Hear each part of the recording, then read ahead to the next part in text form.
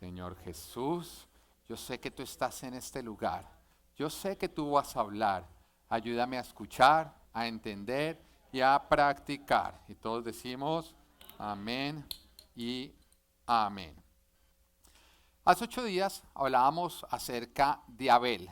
Abel fue la primera persona sobre la faz de la tierra que se atrevió a creerle a Dios y a darle lo mejor a él, sabiendo que cuando le daba lo mejor, Dios iba a cumplir y él iba a prosperar la parte que él estaba conservando para él, y que eso que ya no era lo mejor iba a crecer, iba a ser lo mejor.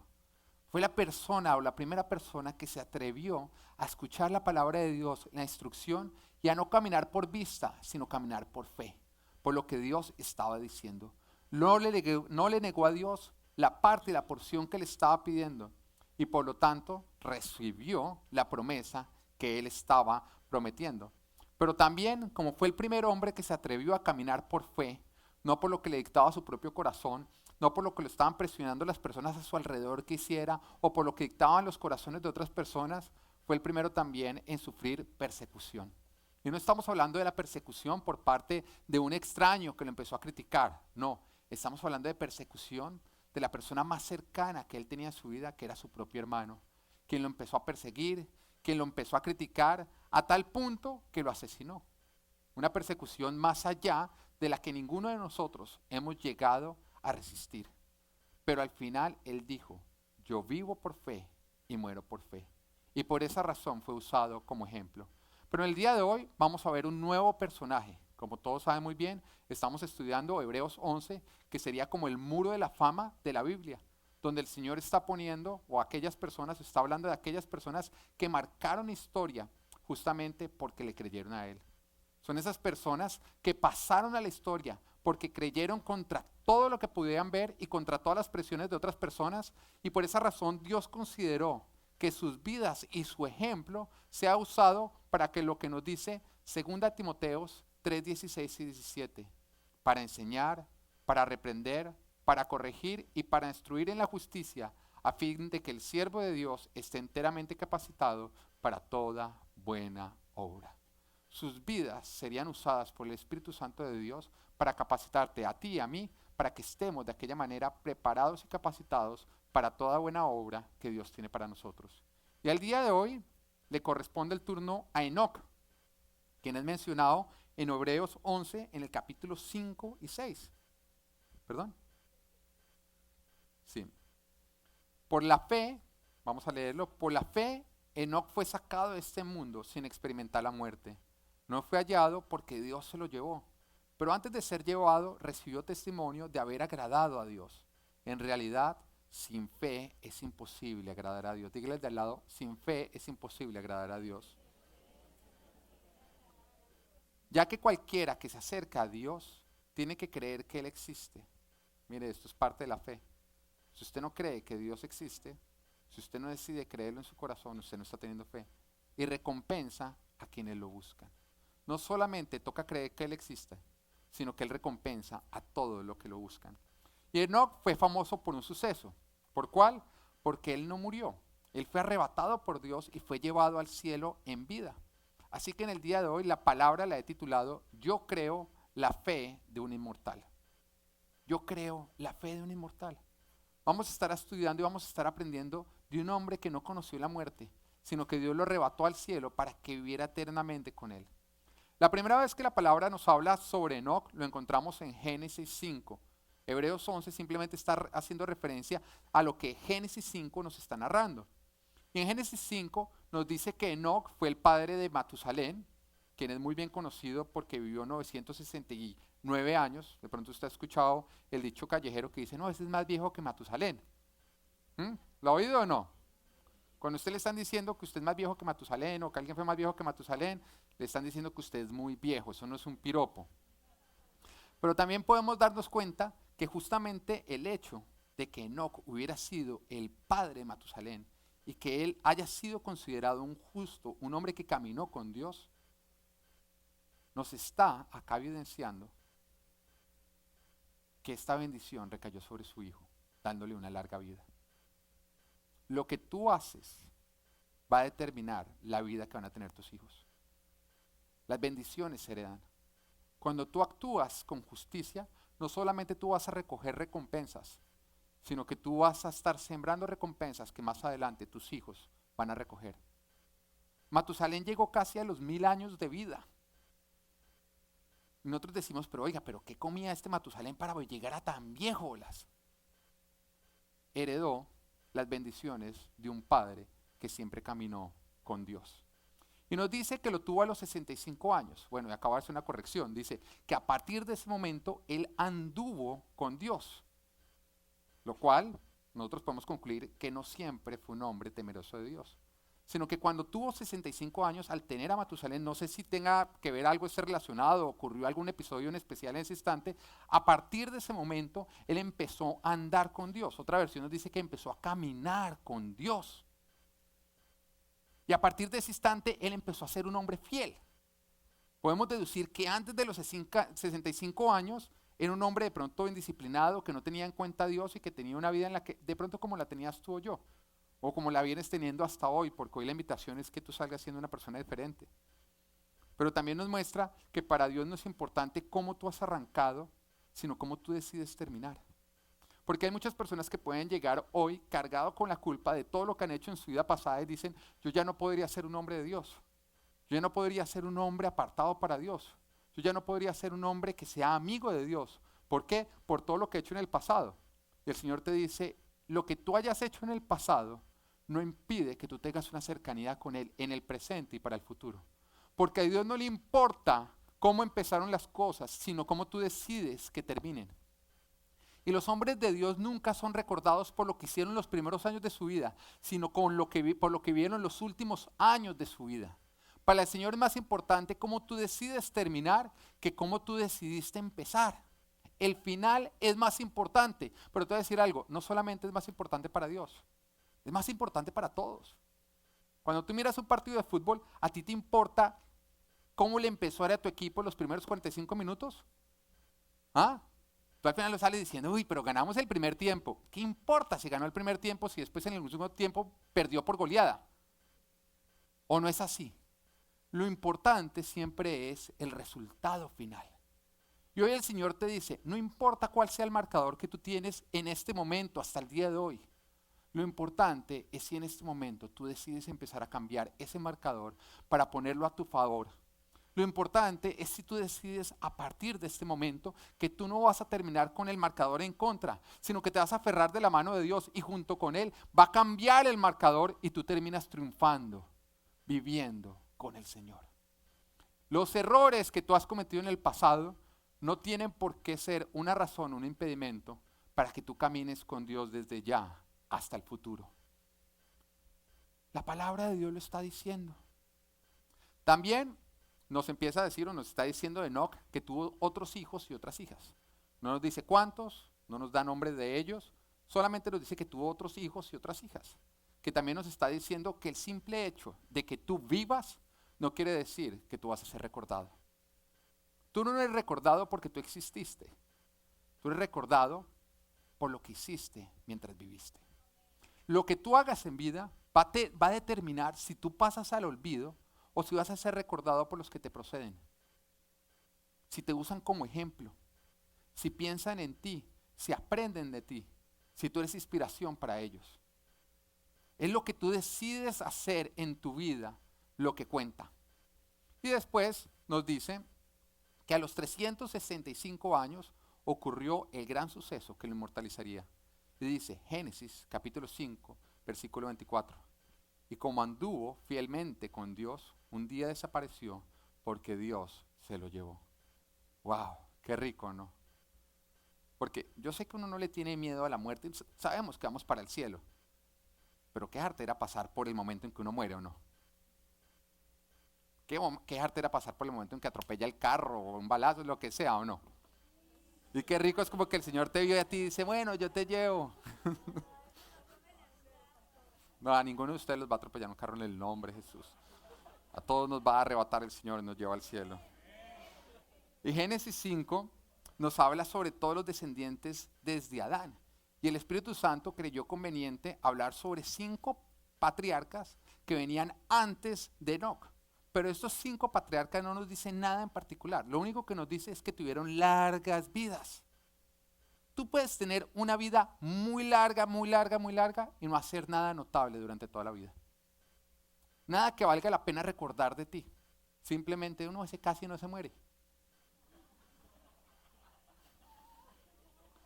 Y de todos, al final se nos dice, de todos los 5 patriarcas se nos dice, y al final murieron. Y ellos pudieron haber hecho grandes cosas en su vida. De pronto alguno fue muy fuerte, pero al final murió. Otro fue grande y rico, pero al final murió. Otro fue un gran político, un gran científico, pero al final murió. Y otro fue un gran hombre, un buen hombre. Seguramente la sociedad sacó mucho provecho de su vida, pero al final murió. Y el Señor nos estaba mostrando cómo desde Adán todos habían heredado algo que Adán con sus actos había conseguido, que era la muerte. Y les estaba heredando. Y todo lo experimentaron, excepto Enoc. Enoc alcanzó la vida eterna. Y no por lo que hizo, sino por caminar por fe. No nos dice las grandes cosas que él hizo, no nos dice las grandes ciudades que él construyó, no nos dice las muy buenas obras que él hizo, no nos dice que él alimentaba a las viejitas, a los huérfanos, no, nos dice que caminó con el Señor. Porque la fe no es por obras, la salvación no es por obras, sino es por fe. Lo que nos lleva al primer punto. Fe es el elixir de vida. La fe es el elixir de vida. ¿Todos conocen la palabra elixir de vida? Viene del árabe exer al-hayat, que nos habla de una, ahora sí todos entienden, claro, de ese elixir de vida es el que tú nos hablabas. Nos habla de una legendaria, es legendaria, no existe, es una leyenda. Poción que se suponía que cuando la gente se la tomaba, pues obtenía la vida eterna.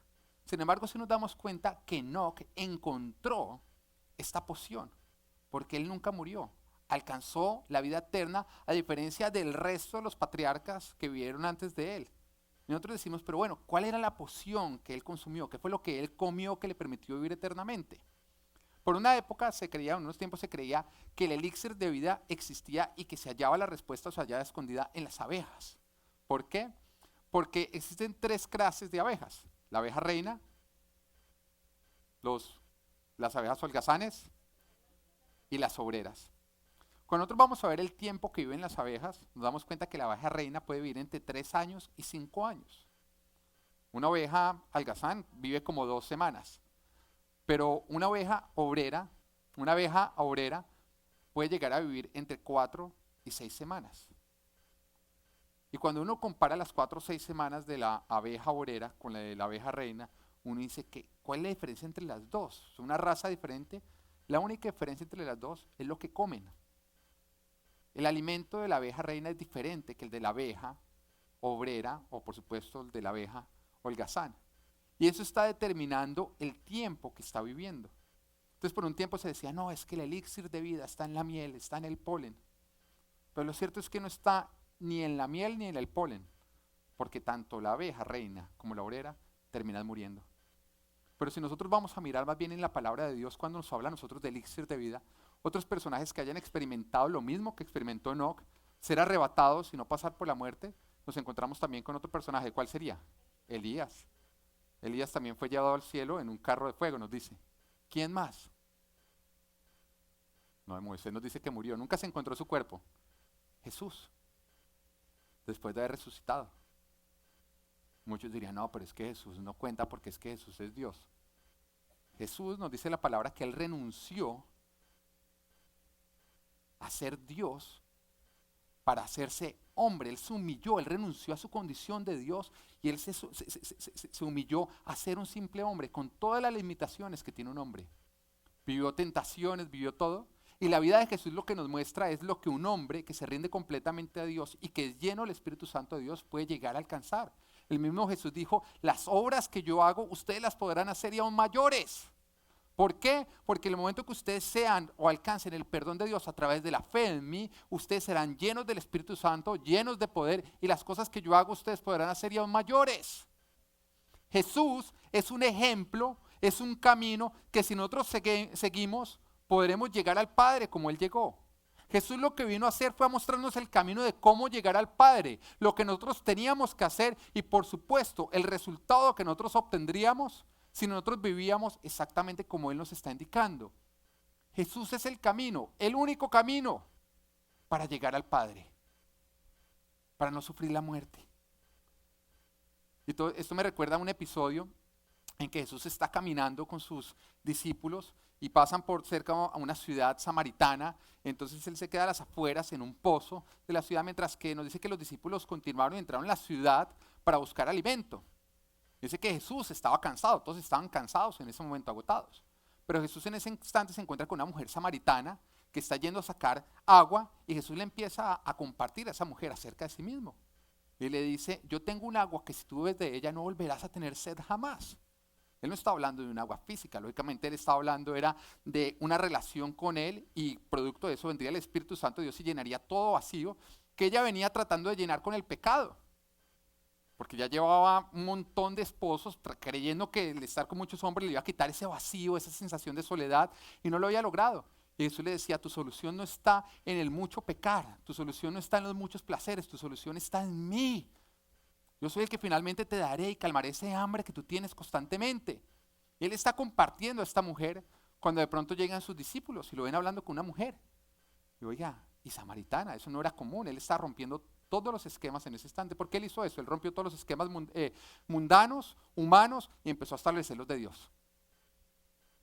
Y se le acercan los discípulos sabiendo que Él no había comido, que estaba cansado y le dicen, hey, Rabí, ¿por qué no comes un poco? Mira, acá hay un alimento. Entonces Él dice, yo tengo un alimento que ustedes no conocen. Ellos no entendieron, ellos dijeron, no, es que parece que la mujer le dio un sándwich, un hot dog o algo así por el estilo.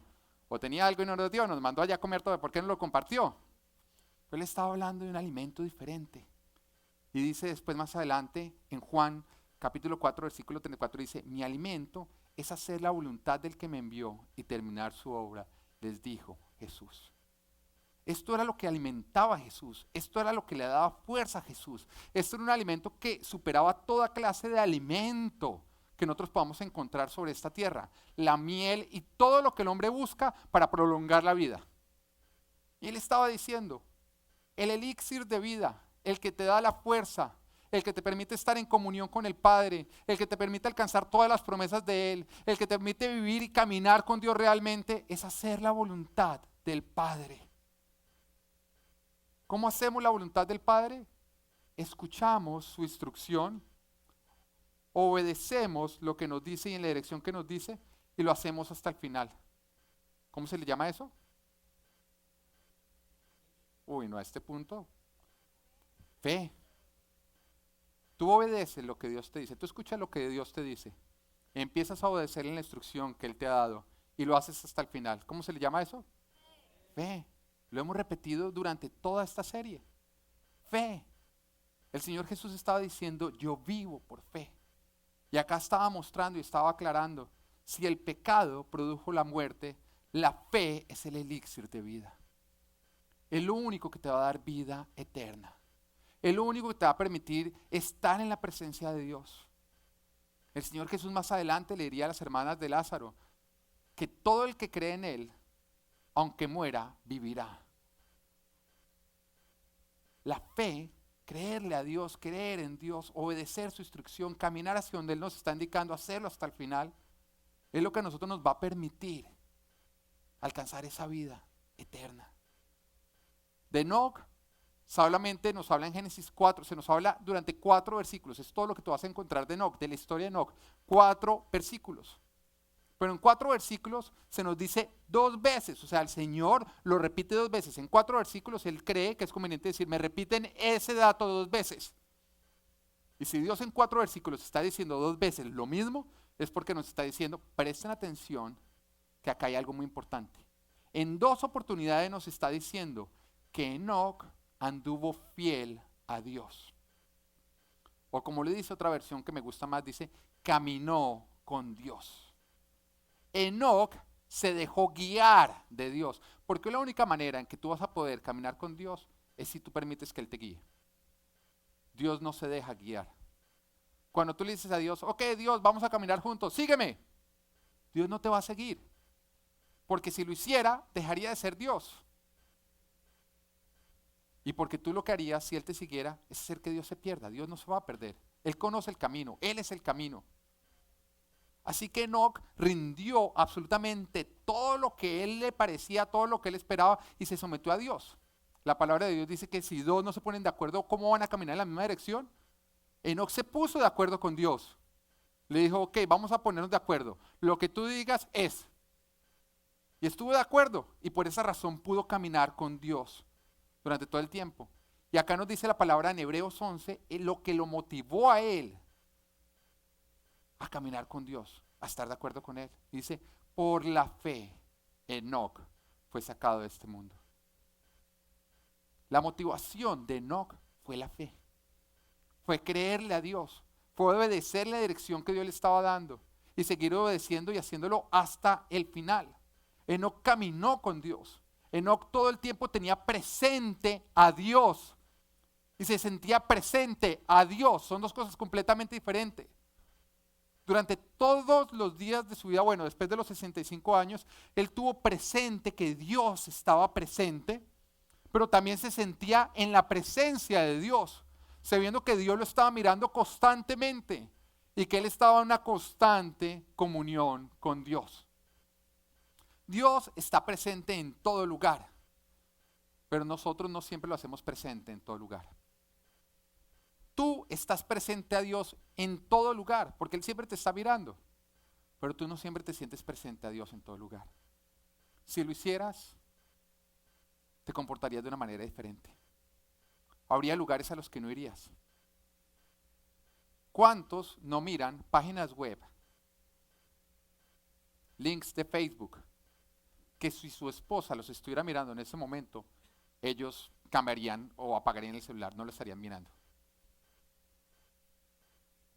¿Cuántos no miran televisión o películas, escenas, que si en ese instante estuviera el pastor, estuviera la esposa, estuviera alguien, ustedes no estarían mirando? ¿Cuántos no tienen conversaciones con personas que no le pueden contar a su cónyuge o a su mamá, a alguien, porque si lo hicieran se meterían en problemas? ¿Cuántos no hacen ciertas cosas que si ellos no estuvieran solos no les estarían haciendo? Porque cuando tú haces eso, tú estás mostrando que tú no estás caminando con Dios. Porque tú no eres consciente al 100% de que Dios está presente y no te sientes completamente presente a Él todo el tiempo. Enoc fue una persona que decidió ser consciente todo el tiempo que él estaba en la presencia de Dios y que él era presente para Dios, que la mirada de Dios estaba sobre su vida y que estaba en completa comunión. Y por esa razón hizo de la palabra de Dios su norma y de la gloria de Dios su objetivo. En otras palabras, Enoc estaba muerto para el mundo, porque él no caminaba detrás de Dios como lo hacen los buenos, no. Él caminaba con Dios como si ya estuviese en el cielo con Él. Y en eso consiste el caminar con fe o el caminar por fe. Caminar con Dios como si tú ya estuvieses en el cielo con Él. Eso es lo que Dios quiere. Dios quiere que tú desde ya, desde la tierra, empieces a caminar con Él como si ya estuvieses en el cielo. Eso es caminar por fe. Eso es exactamente lo que Enoc estaba haciendo. Y esa es la diferencia entre una creencia y una convicción. Dios quiere que tú más que creas tengas convicciones, porque lastimosamente las creencias cambian cuando vienen los argumentos, las creencias cambian cuando vienen las presiones, pero nosotros morimos por las convicciones, morimos convencidos. Pero ¿cómo podemos estar convencidos o cuál es la diferencia entre una convicción y una creencia? Pensemos un momento en José, ven para acá. Yo uso mucho a José, pero es que como todos conocen a José, yo también lo conozco, yo sé que él no se pone bravo. Todos conocemos a José, ¿no? Si no, ya lo conocen. Resulta que todos conocemos a José y viene una persona, un panadero, y nos dice, miren, lo que pasa es que José me robó un pan de mi panadería. José en ese momento dice, no, yo no robé ningún pan. El panadero dice, sí, tú me robaste el pan. En ese instante, algunas personas llegan y dicen, sí, ese José tiene cara de robar pan. Porque es que hay algunos que creen todo lo que les están diciendo. Pero José llega y dice, no, yo no le robé. Y esos mismos dicen, sí, no, él no tiene cara de robar pan. Pero el panadero dice, sí, usted lo robó. Y ellos, sí, yo creo que sí la robó. Ese es de tipo roba pan, roba pan. José, no, yo no lo robé. No, él no la robó, él lo robó. Algunos que creen todo lo que les están diciendo. Pero hay otros que, a pesar de lo que diga el panadero, dicen, no, si José dice que él no lo robó, él no lo robó. Y resulta que el panadero llega y nos dice, les voy a mostrar un informe que él se me robó el pan. Y saca el informe y nos muestra las huellas digitales de José obtenidas en la panadería. Acá está la evidencia. En ese instante, algunos de los que creían llegan y dicen, no, ahora pensándolo bien, él sí está como más gordo, ¿no? Eso es pura panza de pan, pura panza de pan. Porque hay algunos que basan sus creencias en los argumentos. Y cuando vienen personas con argumentos convincentes, cambian sus creencias. Pero hay otro grupo que llegamos y dijimos, no, si José dice que él lo robó, no importa que estén las huellas ahí, nosotros creemos porque no necesitamos argumentos. Nos es suficiente con la palabra de José. Y resulta que el panadero llega y dice, no, pero es que yo tengo otra evidencia que él sí robó el pan. Y nos muestra un video, la cámara de la panadería, donde muestra claramente que José toma un pan y se lo mete en el bolsillo. En ese instante, algunos de los que creen, algunos de los que quedaban, o el resto de los que quedaban, llegan y dicen, no, definitivamente José robó el pan. Yo esta mañana sí me fui a hacer un sándwich en la casa y no había pan, eso fue José que también se lo robó. Pero resulta que Daniela y la mamá de José llegan y dicen, no, no me importa lo que digan las cámaras, no me importa lo que digan las huellas digitales. Si José dice que no robó pan, él no robó pan. Porque yo no necesito ver para creerle a José. Y no me importan los argumentos que me muestran. Para mí es suficiente lo que José diga. ¿Por qué? Porque yo conozco a José. Yo camino con José y a él no le gusta el pan.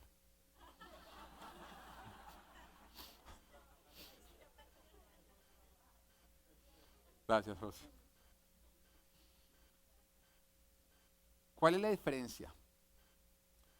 La diferencia es que los que caminan con José ya han pasado de creer a estar convencidos. Porque como caminan con Él, comparten con Él, lo conocen a Él. Y no importa lo que las apariencias puedan decir, lo que ellos conocen de José es más fuerte que todo lo que pueda parecer.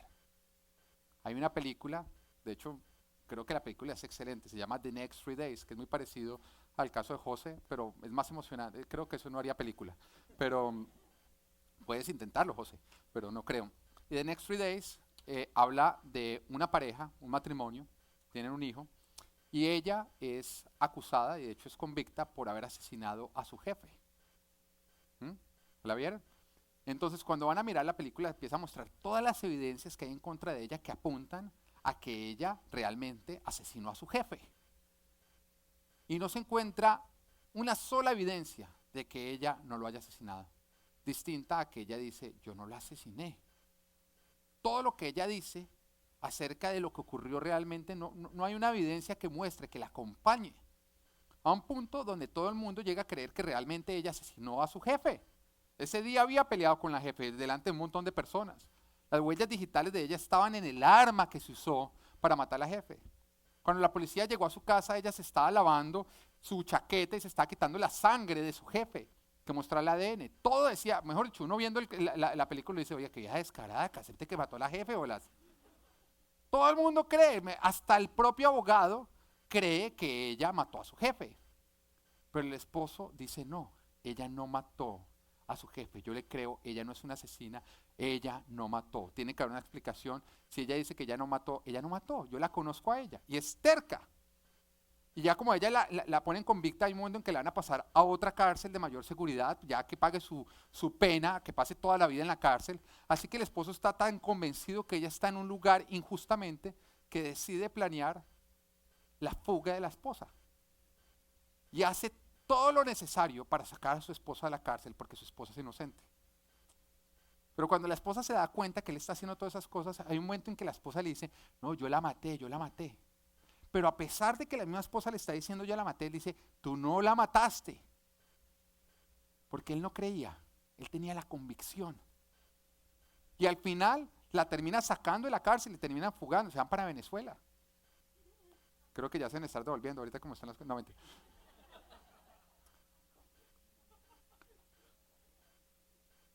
Y se van para Venezuela, pero es tanta su insistencia, tal su convicción, que aún los detectives, que eran los que habían conseguido todas las pruebas para culparla a ella, llegan a dudar. E insisten en buscar las evidencias que ella dice que nunca se encontraron. Y no las logran encontrar, pero a nosotros, a los que estamos viendo película, nos permiten ver que ella sí era inocente y se nos muestra lo que realmente pasó. Pero la pregunta es, ¿por qué este esposo que estaba viendo lo que todo el mundo veía, que veía las mismas evidencias, que veía todo lo adverso, jamás dejó de creer que su esposa no había asesinado a su jefe? Porque él la conocía, porque él caminaba con ella. Él no necesitaba de pruebas, él no necesitaba de lo que le mostraran, él no necesitaba de argumentos, él no necesitaba de nada. Él caminaba con su esposa, él conocía a su esposa. Y eso ha llevado a que su creencia se convirtiera en una convicción. Dios quiere que tú más que creas, estés convencido. Para que independiente de lo que las circunstancias puedan decir, los argumentos o todo lo que está a nuestro alrededor, nosotros sigamos firmes y muramos por lo que nosotros creemos, por nuestras convicciones, por lo que Él dice. Y la única manera en que tú vas a estar convencido de todo lo que Dios dice, es si nosotros caminamos con Él. Como si estuviéramos ya en su presencia en el cielo. La única manera en que tú vas a desarrollar esa convicción es si tú caminas con Dios como si ya estuvieses en el cielo con Él.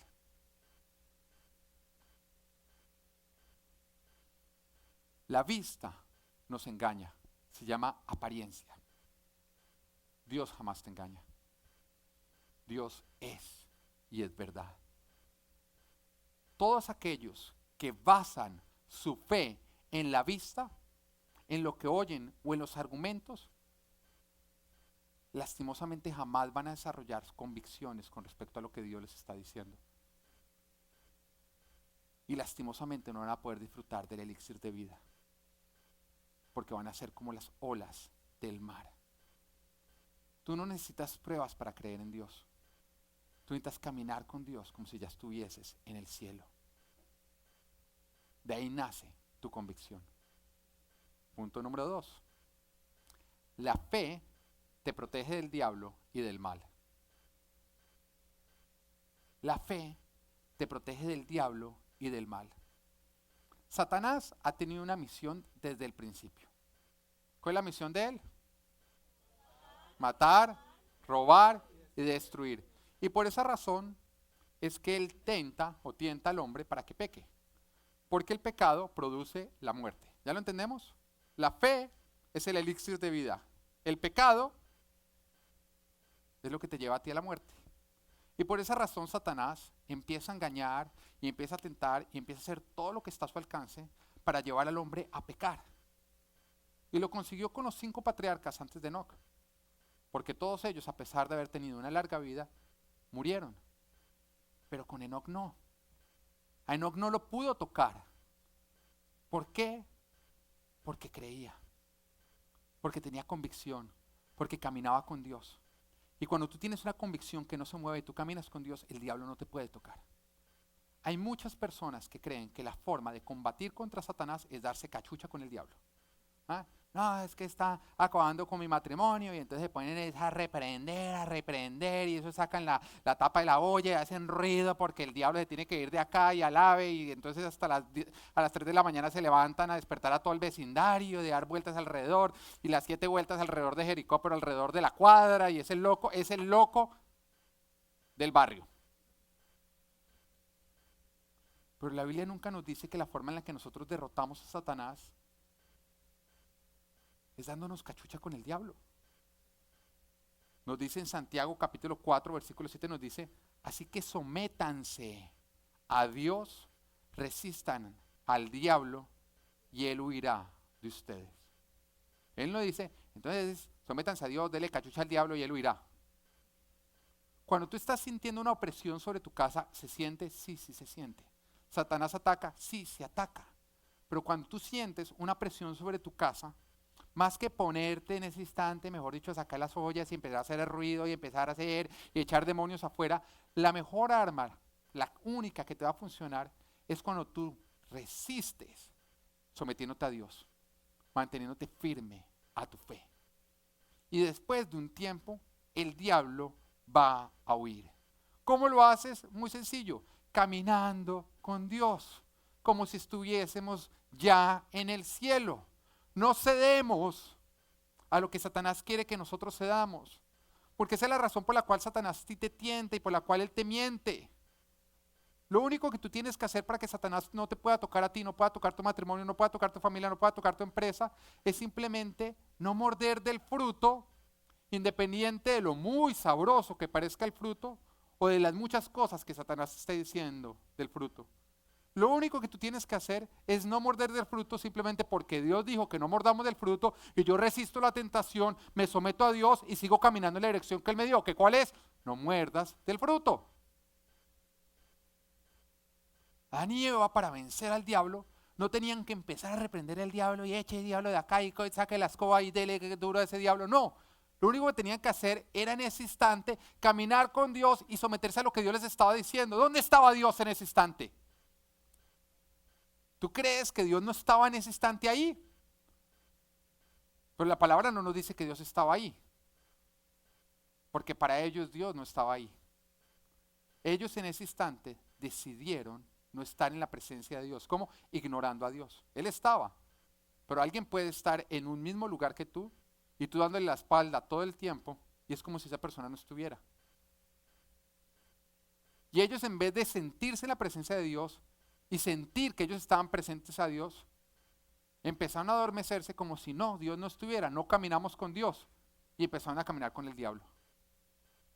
Y terminaron mordiendo, porque terminaron escuchando los argumentos y también viendo lo que el diablo les estaba mostrando. La mejor arma que tú tienes para derrotar a Satanás y al mal es resistir al diablo sometiéndote a Dios. Lo único que tienes que hacer es no morder, porque Dios lo dijo, y el diablo huirá. La palabra lo dice, y si la palabra lo dice, es verdad. La forma en la que tú vas a vencer es manteniéndote firme en la fe, obedeciendo lo que Dios te ha dicho que tú debes estar haciendo y haciéndolo hasta el final. No como las olas del mar, hasta el final. Primera de Pedro, capítulo 5, versículo 8 al 9 nos dice, practiquen el dominio propio, manténganse alerta. Su enemigo, el diablo, ronda como león rugiente, buscando a quien devorar. Y acá nos dice cómo lo derrotamos. Dice, resístanlo manteniéndose firmes en la fe. ¿Qué tenemos que hacer cuando el enemigo, el diablo, está rondeando para devorarnos? Resistirlo. ¿Cómo lo resistimos? Manteniéndonos firmes en la fe, sabiendo que sus hermanos en todo el mundo están soportando la misma clase de sufrimientos.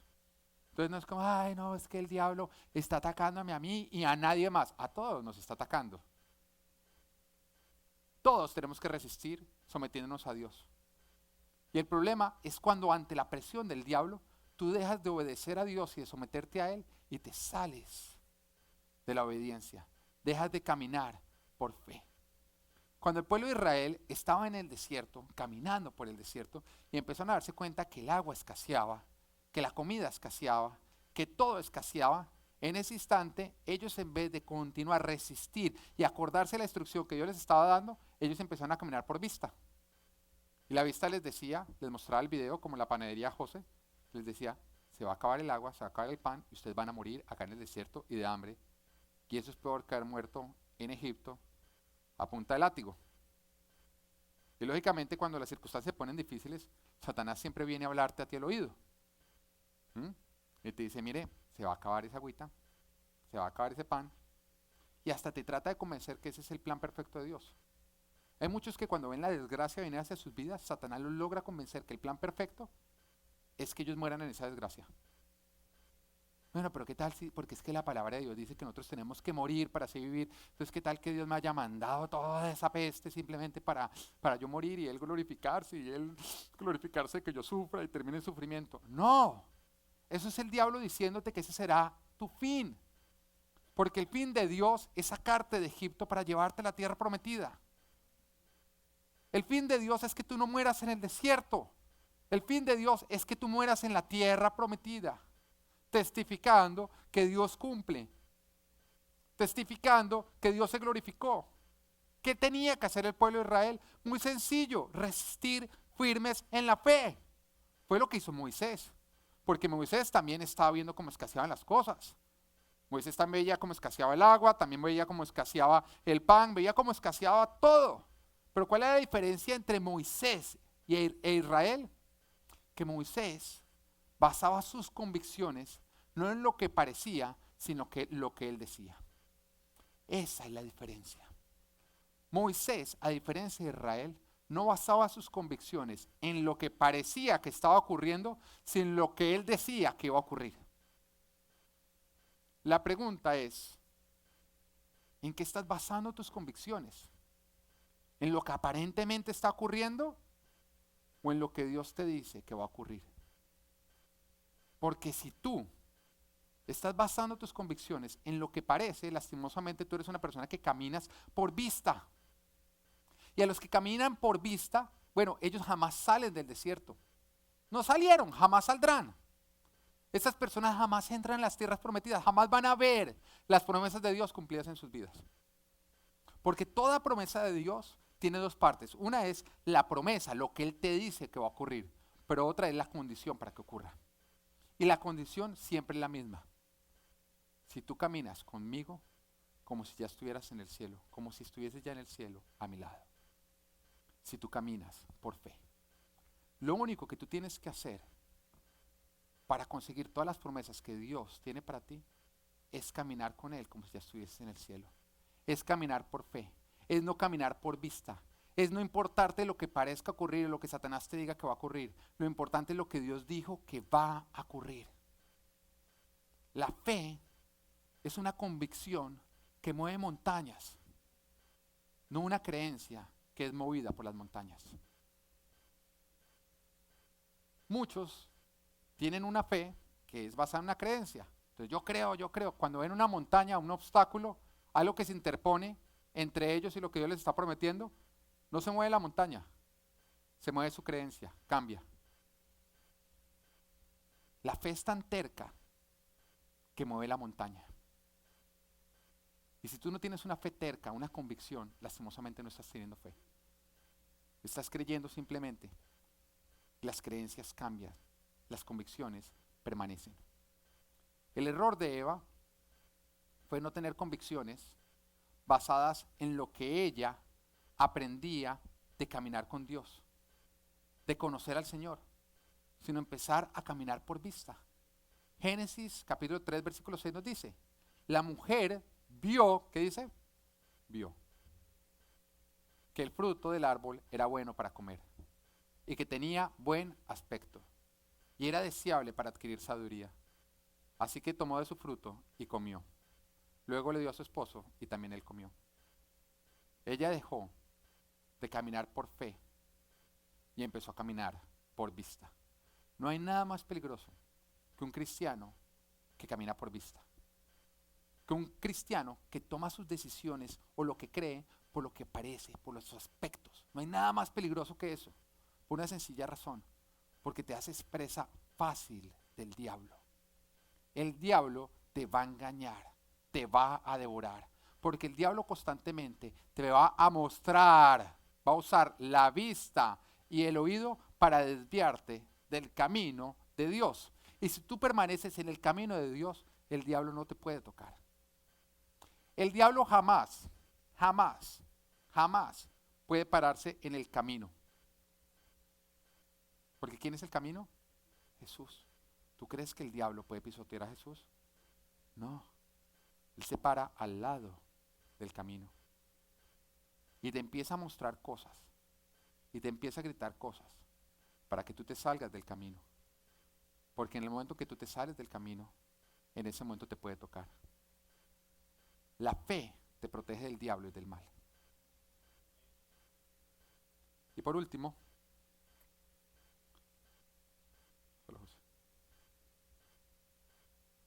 no te quedarás luchando. La victoria va a llegar.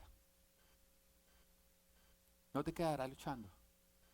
La victoria va a llegar. Enoc nos dice la palabra que él vivió 300 años más. Pero el día llegó. Él fue arrebatado y fue llevado a la presencia de Dios. Por esa sencilla razón, porque cuando tú caminas con Dios, Dios camina contigo. Uno de los temores más comunes cuando nosotros estamos pasando por un sufrimiento, por una prueba, por una dificultad, es creer que el sufrimiento, la dificultad o eso nunca va a terminar, sino que nos va a acompañar el resto de nuestras vidas. Y ese temor se hace más fuerte cuando nuestras fuerzas se nos están acabando. Cuando tú ya estás muy débil y ya no aguantas más. En ese instante, ese temor se hace grandísimo y te empieza a decir, este dolor jamás se te va a quitar. Te pasa cuando estás enfermo. De pronto te empieza un dolor de oído. Pasan los días y el dolor aumenta. Y de pronto llega un pensamiento y dice, ¿y qué si pierdo el oído? Es que hay gente que lo ha perdido. ¿Qué tal que Dios quiera que yo pierda el oído? ¿Y yo sin oído el resto de la vida? No sé cuál sea tu dolor de oído. Yo recuerdo que cuando nos casamos con mi esposa, al principio de nuestro matrimonio no fue fácil como uno creía, ¿no? Porque uno creía que si uno era cristiano y se casaba, pues todo iba a ser facilísimo, ¿no? ¿Cuántos no entramos al cristianismo creyendo que ahora que éramos cristianos todo iba a ser fácil? Y lo más cierto es que Jesús nunca dijo. De hecho, de entrada Él dijo, en este mundo tendrán aflicciones. Él es claro desde el principio. Él no es como que ya una vez que entramos, sí, letra pequeña, habrán aflicciones. No, Él es claro desde el principio, desde la entrada. Pero después también nos dice, anímense, porque yo he vencido el mundo. Cuando con mi esposa nos casamos y empezamos con las dificultades a sufrirlas, pues fue sorpresa porque yo decía, es que los dos somos cristianos, nos casamos cristianos, voluntad de Dios, tenemos a Dios, todo debería ser fácil. Y resulta que no, las cosas no fueron fáciles. Al principio no fueron fáciles. Los primeros 6 meses usted no quería ni vivir en mi casa ni ser mi vecino. Ni arriba, ni abajo, ni al lado, en ningún lugar. Sí, es cierto, no estoy exagerando. Y cada vez íbamos de peor en peor. Y cada vez que ocurría eso, uno decía, Señor, ¿y esto para toda la vida? ¿Esto para toda la vida? ¿Me va a tocar aguantarme esto toda la vida? Porque como ya estábamos cansados, como no veíamos mejoría, sino cada vez de peor en peor, creíamos que ese iba a ser el fin. Que Dios se iba a glorificar en nuestro divorcio. Dios jamás se glorifica en un divorcio. Porque Él aborrece el divorcio. Lo aborrece. La solución de Él jamás es el divorcio. Dios se iba a glorificar en tomar un matrimonio que iba directo al divorcio y convertirlo en un matrimonio a través del cual Él instruye, Él prepara, a fin de capacitar el pueblo de Dios para toda buena obra. Y eso fue lo que Él hizo. Yo no puedo llevar gloria, me toca dársela a Él. Y lo único que te puedo decir es que este no será tu fin. Y tú dices, ¿y qué si no acaba? Si tú resistes al diablo, si tú te mantienes sometido a Dios, el diablo huirá, el mal terminará, la luz llegará, la noche pasará, la tormenta se calmará, los vientos cesarán, el oleaje se calmará. Primera de Pedro, capítulo 5, versículo 10 al 11 nos dice, y después de que ustedes hayan sufrido un poco de tiempo, Dios mismo, el Dios de toda gracia que los llamó a su gloria eterna en Cristo, los restaurará y los hará fuertes, firmes y estables. A Él sea el poder por los siglos de los siglos. Amén. Más de pie, vamos a alabar al Señor, al Rey de Reyes, quien hoy te dice, la tormenta pasará, los vientos se calmarán, el oleaje se hará apacible y tu victoria llegará. lo crees, ponte de pie y alaba al Rey de Reyes. Reclama tu victoria y dile: yo esperaré, me mantendré firme, porque tú cumples y yo me someto a ti y resisto.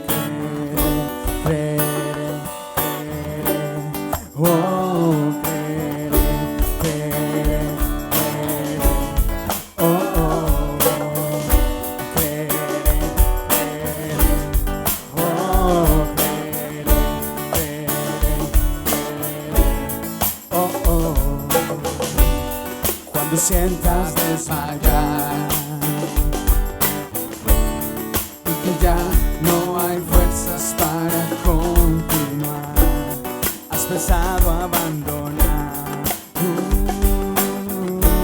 ese sueño, ese anhelo que en tu alma está.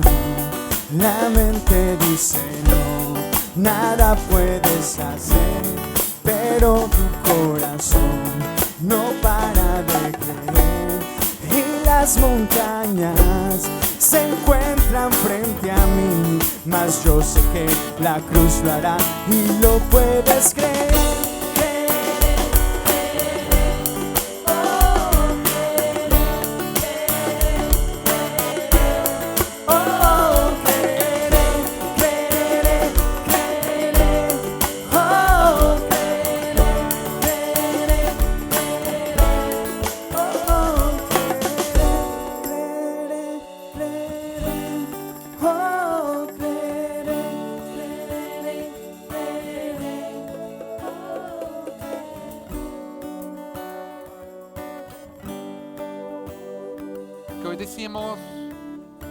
Hoy decidimos creer. Hoy decidimos, Señor, tener una fe de un inmortal. Aquella fe que no es basada en creencias que cambian, sino en convicciones que no cambian.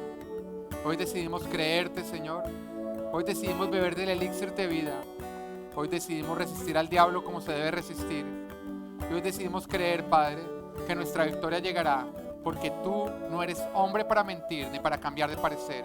Y si tú lo dices, yo lo espero, lo creo y llegará. Dale un fuerte aplauso al Rey de Reyes.